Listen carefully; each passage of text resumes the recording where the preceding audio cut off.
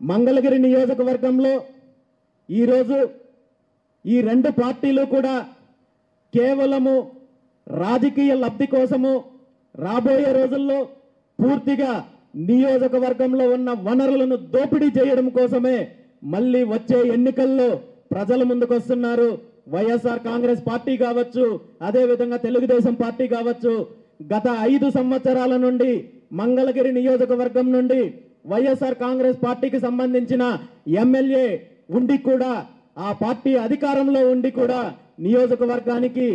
చేసింది ఏమీ లేదు. నియోజకవర్గంలో ఉన్న సమస్యలు పట్టించుకున్నది లేదు. నియోజకవర్గంలో ఉన్న ఏ ఒక్క వర్గానికి మంచి చెయ్యకపోగా ఈరోజు మళ్ళీ సిగ్గు లేకుండా ప్రజల ముందుకి ఈరోజు మాకు ఓటు వేయండి అని చెప్పి వైఎస్ఆర్ కాంగ్రెస్ పార్టీ వస్తుంటే,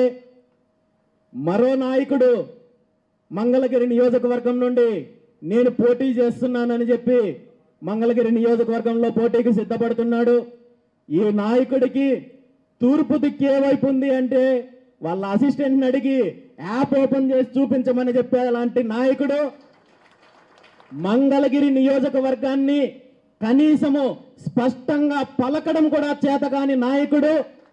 2019 ఎన్నికల్లో ఓడిపోయిన తర్వాత ఈ నియోజకవర్గాన్ని, ఈ నియోజక ప్రజలను ఏమాత్రం పట్టించుకోకుండా పారిపోయిన నాయకుడు, ఈ నియోజకవర్గంలో ఉన్న సమస్యలు ఏమాత్రం తెలియని నాయకుడు ఈరోజు మేము మా పార్టీ అధికారంలోకి వస్తుంది, మంగళగిరి నియోజకవర్గాన్ని ఉద్ధరిస్తానని చెప్పి ఎన్నికల ముందు ఇక్కడికి వచ్చి పార్టీ అధికారంలోకి వచ్చే విషయం పక్కన పెడితే ఎన్నికలకు జరగక ముందే ఈరోజు రాష్ట్ర వ్యాప్తంగా మొత్తం మీద తీసుకుంటే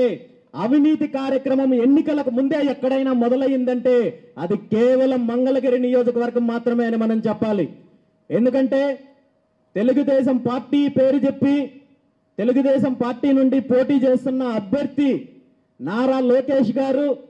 తనకు సంబంధించిన వాళ్ళందరినీ కూడా మంగళగిరి నియోజకవర్గంలో నా ఎన్నికలకు మద్దతు ఇవ్వండి, నా ఎన్నికల కోసం మీరు ఖర్చు పెట్టండి, నా ఎన్నికలకు మీరు ఫండింగ్ చేయండి, ఇక్కడ మీరు నాకు మద్దతు ఇస్తే మీకు అక్కడున్న 20 ఎకరాలు ఇస్తాను, ఇక్కడున్న 50 ఎకరాలు ఇస్తాను, ఇక్కడున్న 100 ఎకరాలు ఇస్తాను, మీకు ఆ రాయితీలు ఇస్తాను, ఈ రాయితీలు ఇస్తానని చెప్పి ఒక పక్క ఎన్నికలు పూర్తి కాకముందే క్విడ్ ప్రోకో ద్వారా అవినీతి మొదలుపెట్టిన ఏకైక నాయకుడు ఈ రాష్ట్రంలో నారా లోకేష్ గారు. ఈ విషయాన్ని మంగళగిరి నియోజకవర్గంలో ప్రజలతో పాటు ఆ పార్టీ నాయకులే చెప్తున్నారు. మాకు ఇక్కడ బాధ్యతలు ఇవ్వకుండా, మాకు ప్రజల్లోకి వెళ్ళి ఓటు వేయమని చెప్పి అడిగే అవకాశం ఇవ్వకుండా మాకు పూర్తిగా అన్యాయం చేస్తూ నాన్ లోకల్ నుండి ఇక్కడ ఒక కార్పొరేట్ వ్యవస్థని, ఆ సంస్కృతిని తీసుకొని వచ్చి మాకు అన్యాయం చేస్తున్నారని చెప్పి ఈరోజు సాక్షాత్తు తెలుగుదేశం పార్టీ నాయకులే చెప్పుకుంటున్నారు. అది వాళ్ళ పార్టీ విషయము, వాళ్ళ ఎన్నికలు ఎలా చేయాలనే విషయం పార్టీకి సంబంధించింది. కానీ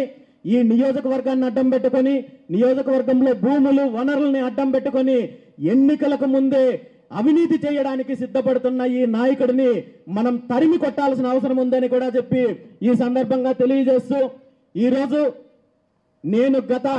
5 సంవత్సరాల నుండి పుంగనూరు నియోజకవర్గంలో అక్కడ జరుగుతున్న దోపిడీని, అరాచకాన్ని, రౌడీయిజానికి ఎదురొడ్డి అక్కడ పోరాటం చేస్తూ పుంగనూరు నియోజకవర్గంలో మార్పు కోసము గత 5 సంవత్సరాల నుండి పోరాటం చేస్తూ రాష్ట్ర వ్యాప్తంగా ఈ రెండు పార్టీలు చేస్తున్న అన్యాయాల పైన, దోపిడీ పైన, కుటుంబ పరిపాలన పైన పోరాటం చేస్తూ ఈ రాష్ట్రంలో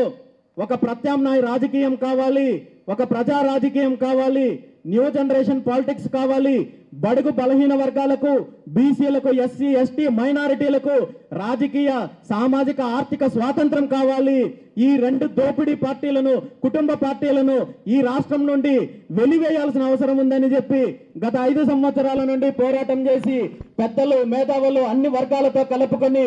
8 నెలలకు ముందు ఏదైతే ఒక చారిత్రాత్మకమైన ఘట్టం జరిగిందో ఈ రాష్ట్రంలో, అది భారత చైతన్య యువజన పార్టీ ఆవిర్భావం అని చెప్పి ఈ సందర్భంగా తెలియజేస్తూ,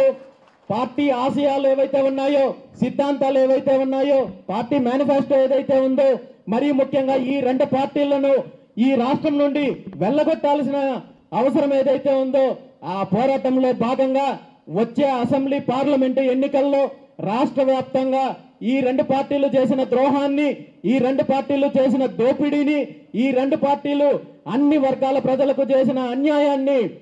వివరిస్తూ బీసీవై పార్టీ వచ్చే ఎన్నికలకు వెళ్ళడానికి సిద్ధపడి, అందులో భాగంగా ఇప్పటికే రాష్ట్ర వ్యాప్తంగా 32 మంది అభ్యర్థులను ప్రకటించడం జరిగింది. దాంతో పాటు ఇంకా ఒక 15 నుండి 20 మంది బలమైన అభ్యర్థులు కూడా మన పార్టీ తరఫున నుండి పోటీ చేయడానికి సిద్ధంగా ఉన్నారని చెప్పి తెలియజేస్తూ, నేను వ్యక్తిగతంగా నా సొంత నియోజకవర్గము పుంగనూరు నుండి పోటీ చేయడంతో పాటు దానికి సమానంగా ఇక్కడ మంగళగిరి నియోజకవర్గం నుండి కూడా పోటీ చేయడానికి పెద్దలందరి ఆహ్వానం మేరకు ఇక్కడున్న పరిస్థితుల దృష్ట్యా నిర్ణయం తీసుకోవడం జరిగింది. ఈ నా నిర్ణయము 100% సరైన నిర్ణయం అని చెప్పి ఈ రోజు రాష్ట్ర వ్యాప్తంగా కూడా ప్రతి ఒక్కరూ కూడా దీన్ని స్వాగతిస్తున్నారు. ఎందుకంటే మంగళగిరి నియోజకవర్గంలో మార్పు మొదలైతే అది ఈ రాష్ట్రంలో రాబోయే రోజుల్లో జరిగే రాజకీయ మార్పులకు, బడుగు బలహీన వర్గాలకు రాజకీయ స్వాతంత్రం దిశగా, ఆర్థిక స్వాతంత్రం దిశగా, సామాజిక స్వాతంత్రం దిశగా వేసే మొదటి అడుగు అవుతుంది. దానికి అంకురార్పణ ఈ మంగళగిరి నియోజకవర్గం నుండినే జరగాలని చెప్పి ఈ రోజు ప్రతి ఒక్కరూ కూడా కోరుకుంటున్నారు. కాబట్టి ఈ రోజు మంగళగిరి నియోజకవర్గం నుండి పోటీ చేయాలని చెప్పి నిర్ణయం తీసుకున్నాను.